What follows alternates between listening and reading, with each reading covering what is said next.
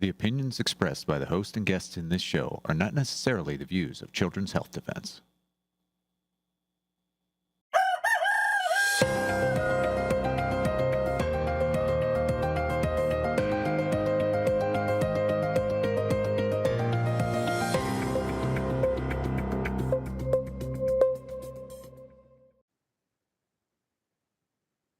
Good morning, CHD. I'm Kim Mack Rosenberg. I'm the General Counsel of Children's Health Defense, and we have a great show for you today.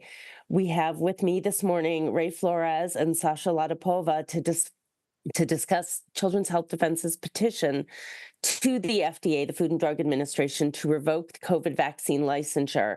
And afterwards, Mary Holland is interviewing Ray McGinnis on the aftermath of Canada's trucker convoy. Ray has written a wonderful book on that subject. Before we get to Ray and Sasha, I wanted to go over some top news items with you that are all relevant here this morning. First, Aaron Siri delivered a scathing rebuke on the childhood vaccine schedule to the CDC's Advisory Committee on Immunization Practices. While he gave an excellent presentation, both Paul Offit and Peter Hotez declined the invitation to appear before that committee. The committee is finally comprised of specialists who are willing to take a good hard look at that vaccine schedule. Additionally, on Monday, the U.S. Supreme Court vacated a decision by the Second Circuit, which includes New York, in a case involving New York State, delivered a huge win with respect to religious exemptions. It vacated an opinion in a case called Miller against McDonald. McDonald is the commissioner of the New York State Department of Health, sending that case back to the Second Circuit to determine whether or not religious exemptions are appropriate in light of a Supreme Court decision from this summer called Mahmoud v. Taylor, which was focused specifically on parental rights and religious freedoms. And finally, in a show of support for Robert F. Kennedy Jr., President Trump ordered a comprehensive evaluation of the childhood vaccine schedule. This is a schedule that has never been fully tested, neither the individual vaccines or the schedule as a whole. This has been a long time coming, so we're very excited to see movement on that front as well. And what we're here to talk about today, and as reported in the Defender, Children's Health Defense has asked the FDA to revoke COVID vaccine licenses, and we're calling on the public to submit hundreds of thousands of comments on this. We will be providing in the show notes a link where you can go to review the documents and make comments. But first, I'd like to bring on Ray Flores, who is our senior outside counsel at Children's Health Defense, and Sasha Latipova, who is a highly credentialed researcher and writer with significant experience in the pharmaceutical and medical industries. Thank you both for being here this morning. Thank you, Kim. Thank you. Thank you for inviting me. So let's jump right in. Ray, can you tell us, some people may not be familiar with what a citizen petition is and what that vehicle allows people to do. Yes, thank you very much.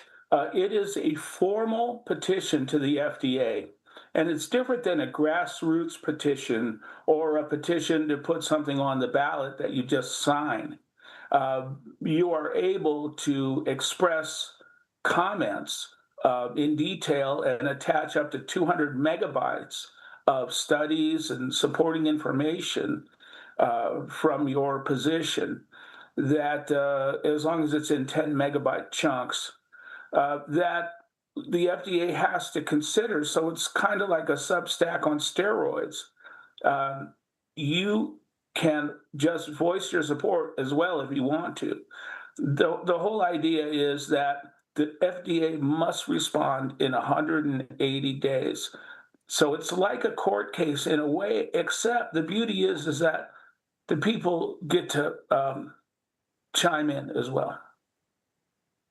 Thank you for that. And can you, both of you, I'd like you both to comment on what this particular citizens petition is and why it's important? Sasha?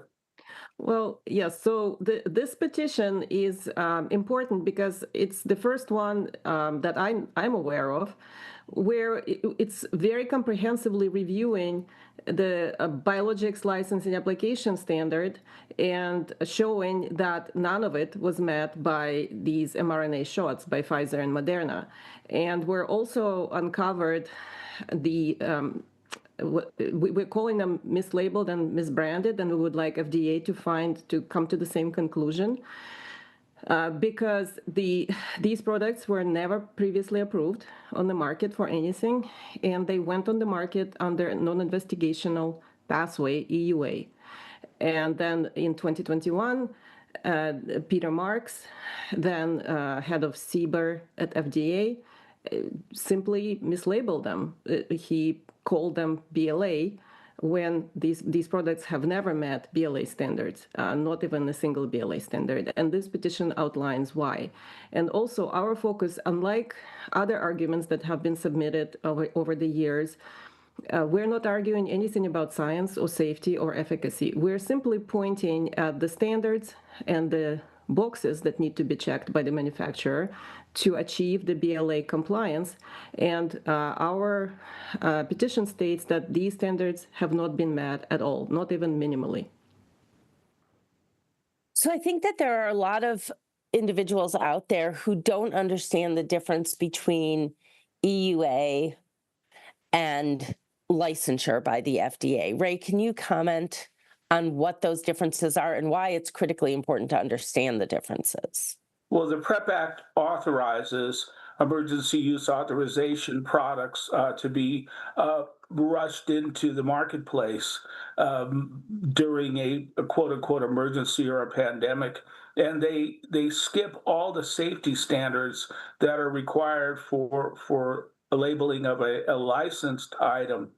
So what's dangerous is when you take all the factors that make something an EUA product, which is basically almost no standards, and then slap a label on it that says it's licensed. So people think that they're getting, and I think thought they were getting during the pandemic, a licensed product, and they're not. And what's now been licensed really hasn't gone through all the processes that it should go through or a product typically goes through. Is that correct? Yes, and they even say, what was Pfizer BioNTech is now marketed as Comirnaty, or, Moderna is now marketed as Spikevax. Well, you can't just market something and slap on a label, as Sasha points out, and her research and her findings were incorporated heavily into this petition. It shows step by step what they should have done and what they didn't do. Mm-hmm. Sasha, can you talk a little bit about the history of the PrEP Act? Because so much of this, the EUA, hinges on what the PrEP Act is, what it allows the government to do. And it's been around for 20 years, and most people don't know about it. Yes, correct. And I didn't know about it until I started looking into these COVID shots, how they went on the market, why are they not complying with even the basic consumer safety laws, and how the manufacturers are able to get away with it. And that's eventually led me to discovering for myself that all of this is under PrEP Act. And the history of PrEP Act, it was passed in 2005 on Christmas, on the weekend, in the middle of the night, and it was stuck into defense appropriation bill for Katrina relief funding. So of course nobody could vote no. At that time, it was pushed through by the by the Republicans in Congress, and the Democrats were opposing this bill, including senators at the time, Joe Biden and Hillary Clinton, speaking against PrEP Act passage and actually saying very correct things, in my opinion, and calling it unconstitutional, because it is unconstitutional. It violates several important provisions in our rights, especially to sue for injury and liability, and it completely turns off any litigation or any consumer safety safeguards for these products. At that time, it was justified by what if U.S. gets attacked by chemical, biological, radiological, and nuclear weapons, and in that very dire scenario, we need some urgent ability to distribute products, medical products, to the population, and not hold anyone liable for how they're being used for what and what happens afterwards. And that was how this bill was justified. Now, as I said, this is and it explicitly makes this new pathway that is just distribution. So the government says, this has nothing to do with medicine. It's not a clinical trial. It's not an experiment. We just distribute these products for largely off-label uses. And we can't have people suing for liability because this is during a very dire emergency. Well, today, our assertion is that this federal law is being abused and misused because the PrEP Act declaration for COVID is still extended by the previous administration to last until the end of 2029. And there are 8 other PrEP Act declarations for emergencies that don't exist in the United States. For example, for smallpox, it's supposed to last from 2008 to 2032, while smallpox has been announced fully eradicated in 1979. So these declarations are used to buy products typically into national stockpile, and they are not supposed to be used very broadly in civilian population when there is no actual emergency. But today we have these vaccines, and as we are describing in our petition, they were simply relabeled from EUA, this mass distribution for seaborne weapons attack purposes, a huge disaster scenario. But now they're in billions of doses, new versions being produced, and the product has never met even the basic BLA standard. So in our opinion, it's a glaring violation. It's an abuse of federal law. It's using PrEP Act for what it was not designed to be used, and this needs to be addressed. Thank you. And Ray, can you talk about legally how people's rights to recover if they're injured are limited by the PrEP Act? Well, yes, of course. I mean, the PrEP Act is public enemy number one. And this is just one more example, because not only can you not recover, but, they're rushing these substandard products into people's arms.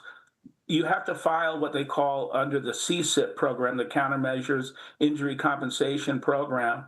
And out of about 14,000 applications, only 41 have been accepted and paid, a mean amount of $4,100 per, total per injured party. And so that's part of it. The second part is the willful misconduct avenue, which is really illusory. In my case, Watts versus DOD is the only case ever to have been filed under the PrEP Act in over 20 years. So it's next to impossible to recover, and that's what they love about it. I mean, it's downstream liability to the max, avoidance to the max, yeah. Mm-hmm. So it's much more limited recovery even than the Vaccine Injury Compensation Program under the 1986 Act for most vaccines on the childhood schedule. Yes, it's an administrative process, and you don't get attorney fees, or it's very, very limited. $4,100 is an insult to these people. It is an insult to humanity. No, yes, and they're what's called a payer of last resort, right? So they're sort of like the Medicaid of injury compensation programs. They only cover what hasn't been covered before, and only pay for what they deem medically necessary, if they pay at all, which may limit people who need to seek treatment that may not be considered mainstream treatment, even for their injuries, because no one really knows how to deal with some of the injuries that we're seeing coming out of these injections.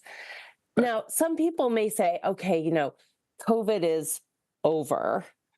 Why are we concerned about the licensure or the improper licensure of these injections? Well, Sasha, can you? Oh, go ahead, Ray.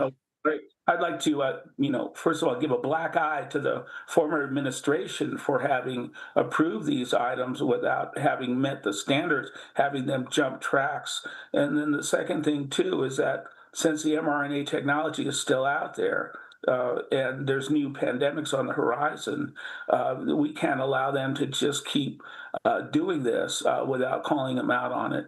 Sorry about that. Mhm. Sasha, would you like to comment as well? Yes, so as I said, COVID is not over. The PrEP Act declaration remains extended until December of 2029. And that declaration removes all liability for injury. So even though the FDA claims today that these are fully licensed BLA products, when somebody is injured by these fully licensed BLA products, they have to go to a countermeasures injury compensation program, which, as Ray described, is just a black hole, administrative, pays nothing, and has severe limitations as to how to even submit this claim.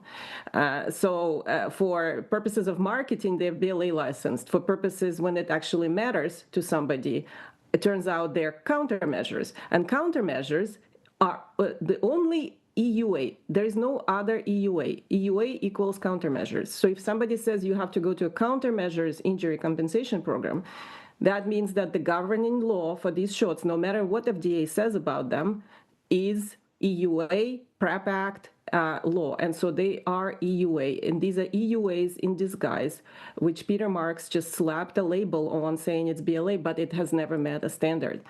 And we're discussing in detail all the evidence of how fraudulently, in fact, for purposes of BLA, this whole package was constructed, although all of this is allowed by EUA law. Sasha, can you talk about, for example, how Moderna did or did not adequately test their products in preclinical studies? Yeah, so one of the examples I sent you that those PowerPoint screenshots, which I took out of Moderna's non-clinical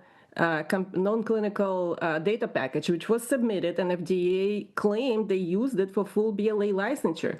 So you can see here, this is what Moderna gave them. First of all, they produced these studies after human clinical trials already began, which is a violation of a BLA standard. The animal studies must be completed before human studies. And here you can see that they are testing wrong test articles. So it's like we're making apple juice, we're going to call it organic apple juice on our label, yet to comply with this label, we're going to test these bananas over here. And that's exactly what they're doing. They're testing bananas, calling them apples. They tested, for example, biodistribution study here I'm showing. It's non-GLP compliant. It's done with a different test article. So mRNA 1647 is not Spikevax.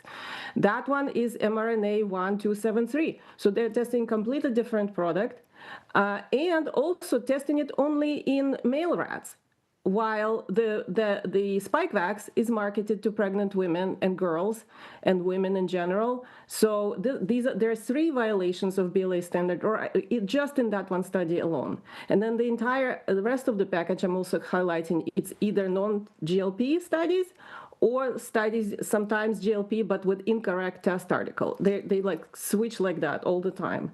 So they have not met even a single standard in this non-clinical data submission. They also waived preclinical pharmacology studies, saying it's because of the WHO 2005 guidance for vaccines. But even that guidance says that if you have a very novel platform technology, you must do pharmacology studies. And so that wasn't done. And it's like this throughout. We have a dozen items we're outlining, both in the animal studies and the human studies, and other violations of BLA standards, that even a single one or maybe a couple of those issues would have normally stopped a BLA program until they're resolved. Yet here, for some reason, they're all allowed. So, Ray, I think one question people may have if they're not familiar with the Citizen Petition vehicle is this a lawsuit? Is Children's Health Defense suing the Department of Health and Human Services or the FDA? Well, we are reserving the right to reassess in 6 months if we want to do it. But at this point, we're giving the FDA a chance to come clean, and we're doing it without a lawsuit and without depending on a courtroom to come to our aid. Um, and more than that, it's really like, again, like my last citizen action, which resulted in the Childhood Vaccine Safety Task Force being reestablished, is at this time I want to give Mr. Kennedy's detractors irrefutable evidence in step-by-step detail how licensing standards were skipped and why these licensed vaccines are still experimental. And I really think that it's a way for them to self-correct without us really being overly combative at this time. And what is the petition asking FDA to do? What we're asking them to do is to revoke the licensure for the Pfizer and Moderna products. And you know, because they're really EUA products in disguise. And then our last ask is for them to be properly relabeled or recategorized as EUA emergency use authorization products. And why did you decide to proceed with a citizen petition rather than, for example, a lawsuit? Well, what happened is I was reading one of Sasha's many wonderful Substacks, and I looked at it and I said to myself, this is the perfect opportunity for a lawsuit because, you know, they're not following their laws, their own laws. And you can get a court under the Administrative Procedure Act to get them to abide by the law. But then when I mentioned it to Mary, she goes, "Do you mean a citizen petition?" And at first I said, "I don't know. I don't think so." And then I thought about it. I go, "This is the perfect way for everybody to save face, to blame the prior administration, which are really the ones to blame, and to have them no longer be able to say that these are safe and effective. EUA vaccines can only be categorized as maybe effective. And then two, if it's EUA rather than licensed, it draws a clear line in the sand. So hopefully they won't be mandated next time." And I think, you know, Ray, you just said next time. The fact that, you know, we have mRNA technology out there and there's a lot of talk about using this platform for many different uses, but simply even if, and we know that it's technically not over, even if the COVID emergency was over, if something happens again and there's another pandemic or another emergency, the PrEP Act and everything that goes along with it can apply in that situation as well. And Sasha, can you comment on how the PrEP Act is still being used, not only for EUA products, but treatment if you've been injured and even for flu shots now? Yes, exactly. So it's very important to actually, for people to read the extensions that were signed for COVID emergency. So outgoing administration, Javier Becerra, previous HHS secretary, extended the current COVID declaration. There was the 12th extension. That's what to last until 29. And if you read that document, they also broadened, it tremendously broadened the scope of this declaration, including the flu shots, by the way, most people don't know, and including any treatment of the injury from the first countermeasure injury. And countermeasure injury is not just by the vaccines, but anything that was used to treat COVID, including marketed products, previously approved products, you know, opioids, narcotics, whatever they were using, antibiotics. So all of that is included. And now it includes if you have side effects from the treatment of the original injury, they're also covered by the PrEP Act. And also the covered persons, so those people who are enjoying full liability shield, include everyone. It's not just the doctor, it's the nurses, the pharmacists, the pharmacy assistants, the physician assistants, unlicensed students, also covered persons. So this scope right now has expanded so much. It covers a substantial part of American healthcare where people think that they're getting properly licensed and regulated products and have some sort of a recourse if things go wrong. And guess what? They don't. And so that's why this is extremely important to pay attention to. And Ray, can you talk for a minute? We're talking about, the limitations on liability and how difficult it is to recover. Can you give us a very quick update on the Watts case, which is a case that you are litigating with respect to COVID-19 injection injury? Sure. Since my case is the first one ever filed directly with DC federal court to, to allege willful misconduct, they were caught off guard because their local rules didn't provide for a three-judge panel to be assigned from the outset, and so the court followed, its regular procedure, dismissed the case with a single judge rather than a three-judge panel. Then once he vacated the dismissal and reopened the case, then he asked the circuit judge to assign a three-judge panel, which I'm also challenging because I wanted to start over again fresh to where the three-judge panel is wholly within the district court, and it is does not include a circuit judge on the three-judge panel, which is the normal way things are done. But unfortunately, the PrEP Act, there's nothing normal about it. That is an understatement for sure. So this is a citizen petition. It's been filed by citizens, but we're also asking citizens out there to participate. Can you talk about what we're asking people to do, what they can do, and how they can do it? Well, sure. We have a link here and also in the article where it says express your support. And what that basically means is that you hit the comment button. You can either be anonymous or name, give your name. You can attach, again, up to 200 megabytes of information to its studies. And you can talk about how, what your experience is with injuries, mandates, family members' problems, fear of unknown ingredients, the PrEP Act, unknown long-term effects. And you can even go all the way out there into, if you feel that, this is some kind of genocidal plan, you can write about that as well. So, it's open to anything as long as you can support it with some kind of logical scientific evidence. So this is a real opportunity for everyday citizens to be heard by our government because FDA is obliged to read everything that's submitted to them. Is that correct, Sasha?